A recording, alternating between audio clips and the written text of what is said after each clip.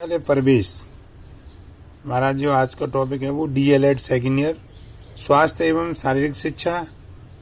चर्चा कर रहे थे हम विद्यालय प्रवेश की, जिसमें हम पहले वीडियो में बात हो चुकी हैं। आज हम बात करेंगे विद्यालय भौतिक प्रवेश, जिसमें भी 2 पॉइंट हो चुके हैं, विद्यालय स्थान और विद्यालय भवन। आज हम बात करेंगे विद्यालय के प्रकाश तथा हवा के बारे में। विद्यालय अथवा हवा की निकासी का उचित प्रबंधन होना चाहिए। धूप गर्मियों में कम से कम धूप हो, सर्दियों में कम से कम सर्दी पड़े, यानी प्रकाश का प्राकृतिक तथा अप्राकृतिक प्रबंधक दोनों प्रकार का होना चाहिए।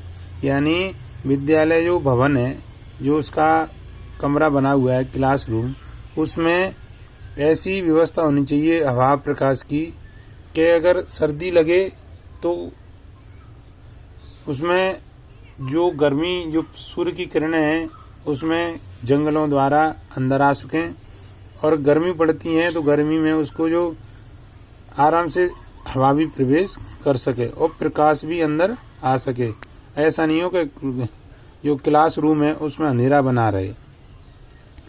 और तो ये है, और ये दूसरा पॉइंट अपना क्लासरूम, कक्षा कमरा, यानी इंग्लिश में इसे क्लासरूम बोलते हैं। विद्यार्थियों के बैठने के लिए आरामदायक फर्नीचर होना चाहिए। यानी जो क्लासरूम है वो कैसा होना चाहिए? क्लासरूम का आयताकार होना चाहिए, आयताकार होना चाहिए। प्राथमिक विद्यालय का क्लासरूम इतना बड़ा होना चाहिए कि प्रत्येक विद्यार्थी को फर्श क्षेत्रफल का 10 या 12 फुट वर्ग जगह, आध्यात्मिक या माध्यमिक विद्यालय में 16 वर्ग फुट जगह प्राप्त हो। कमरे की ऊंचाई 15 फीट होनी चाहिए। कमरे में घुटन ना हो, यानी कमरे की जो क्षेत्रफल होगा जो 10-12 फुट होना चाहिए प्राथमिक स्कूल के लिए। और माध्यमिक स्कूल के लिए 16 फुट यानी 16x15 का रूम होने चाहिए, जिसमें भी घुटन की प्रक्रिया ना हो। और लंबाई चौड़ाई की 1.25 गुनी होनी चाहिए, यानी इसकी लंबाई चौड़ाई भी इस हिसाब से होनी चाहिए कि जो हमारी लंबाई चौड़ाई उससे बढ़कर होनी चाहिए। चौड़ाई वाली दीवार की तरफ मुंह करके बैठने की व्यवस्था होनी चाहिए, यानी जो दीवार है भवन की वो चौड़ी होती है, उसकी तरफ मुंह करके बैठने की व्यवस्था होनी चाहिए।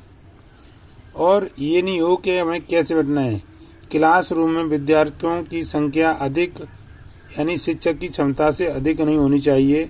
अधिक संख्या होने से शिक्षक विद्यार्थियों का व्यक्तिगत ध्यान नहीं रख पाता। अगर क्लास में ज़्यादा बच्चे होंगे तो अध्यापक उनकी कैसे देख पाएगा, कैसे बात कर पाएगा?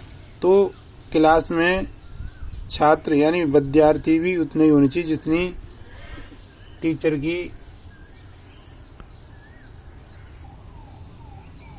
विषयों को बेहतर समझने के लिए कक्षा कमरा रूप में सिर्फ द्रव्य सुविधाएं होनी चाहिए। यानी विषय को अच्छा समझने के लिए हमें विद्यालय में प्रोजेक्टर की व्यवस्था भी होनी चाहिए।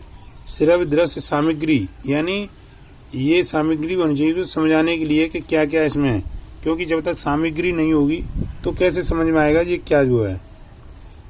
आगे हम बात करते हैं उपलब्ध प्रौद्योगिकी का सकारात्मक उपयोग भी बहुत मददगार साबित हो सकता है। यानी जो हमारी इंडस्ट्री एरिया की जो सामग्री आती है उसके द्वारा भी पढ़ाया जाए बच्चों को, उसका भी प्रयोग किया जाए तो उससे भी अच्छा प्रबंध हो सकता है और पढ़ाने की मददगार साबित हो सकती है। क्लासरूम में कम से कम रंग तथा केवल आवश्यक वस्तुओं की होनी चाहिए। अधिक चटक मटकीले रंग का अनावश्यक वस्तुओं यानी विद्यार्थियों का ध्यान पढ़ाई पर से हट जाता है। यानी अच्छा, अगर क्लासरूम में ज़्यादा चटक मटक का कलर होगा, डिजाइन वगैरह होंगी, तो विद्यार्थियों का पढ़ाई से ध्यान हट जाता है। और ये भी ध्यान रखना चाहिए कूड़ादान सही स्थान पर होना चाहिए ताकि बच्चे उसमें फालतू कागज़ ना डाल सकें। यानी विद्यालय परिसर में जो कूड़ादान होता है वो भी उचित स्थान पर होना चाहिए। ये नहीं कि आसपास बच्चों के रखा है तो उसमें फालतू चीज़ें डाल सकें। इसी विद्यालय भौतिक प्रवेश की 5वां पॉइंट है पीने का पानी, यानी विद्यालय में पीने का पानी है, उसके बारे में बात करेंगे कल। धन्यवाद।